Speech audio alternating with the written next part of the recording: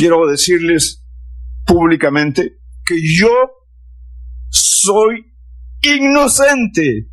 Nunca hice ningún arreglo con el señor Barata, mucho menos con el señor Maiman. Mi abogado, en una entrevista con el señor Barata en Curitiba, le preguntó: señor Barata, ¿a usted tiene información de que el dinero que ustedes le han dado al señor Maiman ha ido a alguna cuenta del presidente Toledo? Y él dijo no.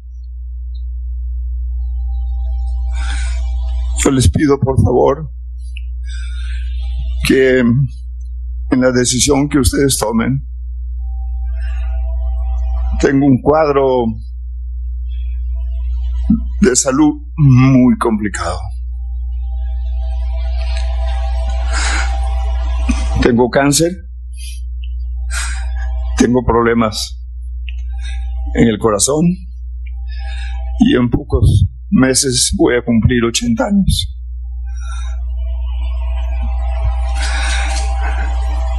Si es que esto va a continuar, lo único que les pido, por favor, déjenme defenderme desde mi casa. Quiero ir a una clínica privada a donde tienen todos mis antecedentes. Fue la clínica San Pablo la que detectó mi cáncer y el problema de mi corazón. Y lo llevé a los Estados Unidos y gracias a Dios los médicos continuaron tratándome y me hicieron una operación, pero continuó el cáncer. Les pido, por favor, yo no he dejado todo por el sueño que tuve sobre mi gente para terminar en una prisión preventiva injusta, porque yo ya estuve en una prisión en los Estados Unidos y he tenido 3 años de arresto domiciliario.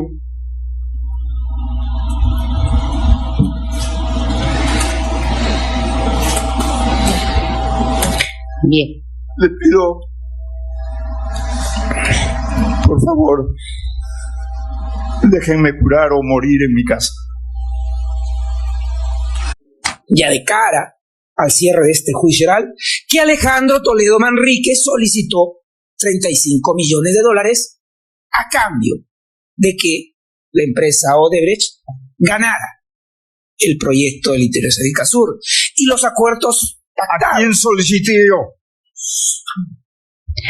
A ver, señor Alejandro Toledo Manrique, mientras el Ministerio Público habla, usted solamente escucha. Ya su abogado va a tener la oportunidad también de decir todo lo que está indicando.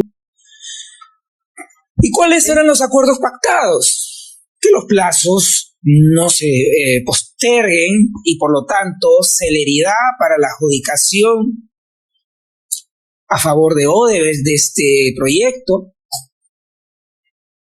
las dificultades o impedimentos para que puedan participar otros postores y que la adjudicación de la obra sea dada en las condiciones adecuadas para la ejecución del proyecto y en beneficio de la empresa Odebrecht. Por el delito de colusión, 9 años de pena privativa de libertad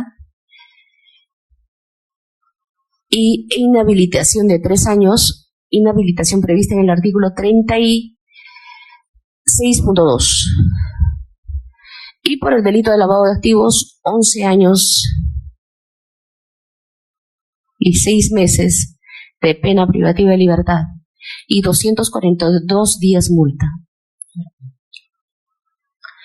Bien, este órgano colegiado, teniendo en cuenta los fundamentos que ha indicado el representante del Ministerio Público y asimismo siendo público que el señor Alejandro Toledo Manrique tenía el cargo más alto, el primer cargo de la administración pública dentro del Perú, este colegiado asume el pedido hecho por el representante del Ministerio Público. Esta es una sentencia de primera instancia. Es una sentencia que ha recogido la imputación fiscal, la ha hecho suya. Ustedes han escuchado con los errores incluso de tiempos, pero finalmente es la decisión de este colegiado.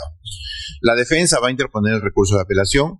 El día 31 van a leer íntegramente la sentencia. Vamos a apelar y esperamos que en una segunda instancia se pueda revisar y se pueda analizar. Imagínense que nosotros creemos que establecer una responsabilidad penal y una reparación civil en los términos que han sido planteadas realmente es risible, ¿no? Sin embargo, nosotros estamos confiados. En el juicio no se ha demostrado que Alejandro Toledo haya intercedido. La sentencia se basa en el testimonio de Barata y en el testimonio de Maiman, pero solamente lo que le conviene de Barata, porque cuando Barata dijo, a mí Savi Sailán y Gideon Weinstein me pidieron 35 millones el 4 de noviembre en el Hotel Barrio, eso los jueces no lo han tomado. El señor Barata está loco, se ha equivocado, pero cuando Barata acusa a Toledo, Barata tiene razón. Esa es la sentencia. Así que vamos a ir nosotros con estos argumentos a sala, a efectos que en una sala superior con mayor criterio puedan revisar este caso. Lo que pasa es que no olviden que hay una carpeta fiscal donde se está investigando al Consejo Directivo, a todos los ministros, a los demás funcionarios, y a ellos los están responsabilizando por todo lo que hoy día le han atribuido a Alejandro Toledo. Si esto fuera lógico, entonces tendrían que archivar la otra carpeta porque ya encontraron al culpable, Alejandro Toledo. Sin embargo, sabemos que no es así. Tenemos confianza. El proceso ha sido largo, pero la Fiscalía no ha aprobado esa intervención de Alejandro Toledo. Y la sala y el colegiado se equivoca cuando nos ha leído el decálogo del funcionario público, la Constitución. A nadie puedes meter a la cárcel porque incumplió la Constitución. Ningún presidente de la República participa en las contrataciones públicas. Si esto fuera cierto, si lo que ellos han resuelto es correcto, entonces el presidente de la República es responsable por cualquier latrocinio que realicen en cualquier ministerio, en cualquier municipalidad, porque le van a decir, tú manejas la hacienda pública, tú manejas el presupuesto. Hola a todos, bienvenidos de nuevo a La Verdad Detrás de los Titulares. Conversación en podcast, análisis y enfoque crítico de los hechos más impactantes de la actualidad para extramundo.com. Imagínate esto, un expresidente tras las rejas, condenado a más de 20 años. No es una película, es la realidad de Perú. Así de fuerte está el escándalo de corrupción de Odebrecht. Una historia que parece de telenovela, ¿verdad? Con giros inesperados y personajes de película. Totalmente. Y en este Deep Dive vamos a sumergirnos de lleno en este caso, un caso que sacudió a toda la Latinoamérica. Tenemos análisis de la BBC, CNBC, France 24, hasta el South China Morning Post.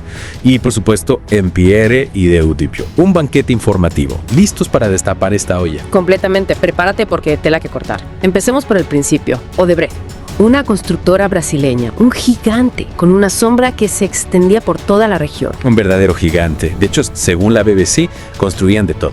Metros, puertos, hasta estadios para el mundial. Exactamente. Pero detrás de esa fachada de éxito había un laberinto. Un laberinto de sobornos con más acuerdos turbios. Y ahí es donde entra Operación Lava Jato, ¿no? La investigación en Brasil que lo puso todo al descubierto. Así es, imagínate. Todo comenzó con una investigación de lavado de dinero. ¿Y adivina dónde? En una red de lavanderías de coches, de ahí el nombre Lava Jato, pero lo que encontraron fue mucho más grande. Una red de corrupción en al menos 10 países, con Odebrecht en el centro, confesando haber pagado millones en sobornos para conseguir contratos. Millones que, según CNBC, sumaban la increíble cifra de 2.6 mil millones de dólares solo en acuerdos de clemencia con Estados Unidos y Suiza. Una barbaridad. Y en medio de toda esa red encontramos a nuestro protagonista, el expresidente peruano Alejandro Toledo. Un personaje clave en esta historia. Y para entenderlo hay que hablar de Jorge Barata, un ejecutivo de Odebrecht, cuyas declaraciones fueron claves. Porque Barata confesó haberle entregado millones a Toledo, ¿verdad? A cambio de un contrato para una carretera. Exacto, un contrato que inicialmente se estimó en 850 millones de dólares, terminó costando más del doble, 2.1 mil millones. Un sobrecosto escandaloso. Claro, esto no pasó desapercibido para las autoridades peruanas. Para nada. Lo que siguió fue una larga batalla legal, con la extradición de Toledo desde Estados Unidos incluida. Y finalmente, en 2024, la justicia peruana lo declaró culpable. Colusión y lavado de dinero. Y aquí viene el giro dramático de la historia. 20 años y 6 meses de prisión. Una sentencia histórica en Latinoamérica. Y aún hay más. Toledo cumple su condena en una prisión construida específicamente para albergar a expresidentes peruanos. O sea, que tuvieron que construir una cárcel solo para expresidentes. ¿No te parece que esto dice mucho de la situación en Perú? Sin duda. Y es que Toledo no es el único expresidente peruano salpicado por el escándalo de Odebrecht. Efectivamente, ahí están los casos de Anne García, 2 veces presidente del Perú, Pedro Pablo Kuczynski. Y por supuesto, Ollanta Humala, todos bajo la lupa por sus vínculos con Odebrecht. Es cierto, estos nombres no se olvidan fácilmente. Era como si Odebrecht hubiera tejido una red alrededor de toda la clase política peruana. ¿Y qué pasó con ellos? Si no me equivoco, cada caso tuvo un final bastante particular. Tienes razón. Empecemos con Alan García. Acorralado por la justicia, con la policía en la puerta de su casa por cargos relacionados con Odebrecht, decidió quitarse la vida en 2019. Un final trágico que realmente te hace pensar en el costo humano de estos escándalos. Sin duda, una historia impactante. Y después está el caso de Kuczynski, que marcó un antes y un después en la región. Totalmente. En 2018, Kuczynski se convirtió en el primer presidente latinoamericano en renunciar a su cargo directamente por las acusaciones de corrupción relacionadas con Odebrecht. La presión era enorme, insostenible, y al final tuvo que dimitir. Algo nunca antes visto. Es que renunciar a la presidencia por la presión de un escándalo de corrupción dice mucho. ¿Y qué me dices de Humala y su esposa, Nadine Heredia? Parecía que Odebrecht también había llegado a la familia presidencial. Así es. El caso de Humala y Heredia añade otra capa a esta trama de corrupción. Ambos estuvieron bajo arresto domiciliario por acusaciones de lavado de dinero relacionado con Odebrecht. Increíble, ¿no? No solo un expresidente, sino también su esposa, bajo la lupa de la justicia. Parece una película, de verdad. La realidad supera la ficción. Mientras tanto, Odebrecht, el gigante de la construcción, también tenía que enfrentar las consecuencias de sus actos. Claro, con tantos escándalos, con tanta presión, Odebrecht se vio obligada a hacer un cambio radical, cambiar su nombre a no honor. Un intento de limpiar su imagen, de distanciarse de su pasado. ¿Será suficiente? ¿Podrá un simple cambio de nombre borrar la mancha de la corrupción? Buena pregunta.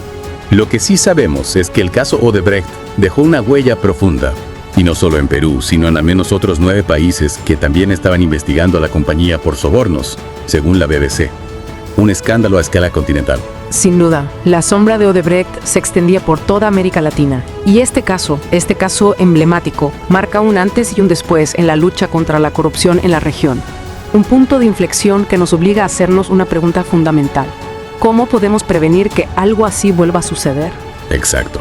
¿Qué podemos aprender de esta historia? ¿Qué medidas se pueden tomar para evitar que la corrupción siga carcomiendo las instituciones, el futuro de la región? La transparencia y la rendición de cuentas son fundamentales. Hay que fortalecer las instituciones, promover una prensa libre e independiente que pueda fiscalizar al poder y empoderar a la ciudadanía para que denuncie la corrupción sin miedo. Pero ojo, también hay que mirar más allá de las medidas punitivas. ¿A qué te refieres? Aquí hay que construir una cultura de ética y transparencia en todos los ámbitos, desde la educación hasta el mundo empresarial. La lucha contra la corrupción es un esfuerzo conjunto de gobiernos, empresas y ciudadanos. Totalmente de acuerdo. Es una tarea de todos. Y hablando de las consecuencias de la corrupción, volviendo al caso de Toledo, recordemos que la carretera por la que aceptó sobornos tenía como objetivo conectar la costa sur de Perú con una zona de la Amazonía, un proyecto con un potencial enorme para mejorar la vida de miles de personas. Exacto. Un proyecto que podría haber impulsado el desarrollo de una región marginada, pero que terminó empañado por la ambición y la corrupción. Un claro ejemplo de que la corrupción no solo roba dinero, roba oportunidades, roba futuro. Sin duda. Un recordatorio contundente de que el costo de la corrupción va mucho más allá de lo económico. Totalmente. Y este caso, con todas sus aristas, nos deja una pregunta en el aire. Una pregunta crucial. ¿Cómo construimos un futuro donde la integridad sea la regla, no la excepción? Una pregunta que resuena con fuerza en Perú, pero también en toda América Latina. Y creo que es una buena reflexión para dejar a nuestra audiencia. Me parece una excelente idea. Que el caso Odebrecht y todos sus protagonistas nos sirvan como recordatorio. Un recordatorio constante de la importancia de la ética, la transparencia, la lucha incansable contra la corrupción. Totalmente de acuerdo. Y con esa poderosa reflexión vamos cerrando nuestro Deep Dive de hoy. Esperamos que esta inmersión en el caso Odebrecht les haya resultado tan reveladora como a nosotros. Hasta la próxima y gracias por acompañarnos en The Deep Dive. La verdad detrás de los titulares es una conversación de extramundo.com, con los detalles y análisis de los hechos más impactantes de la actualidad.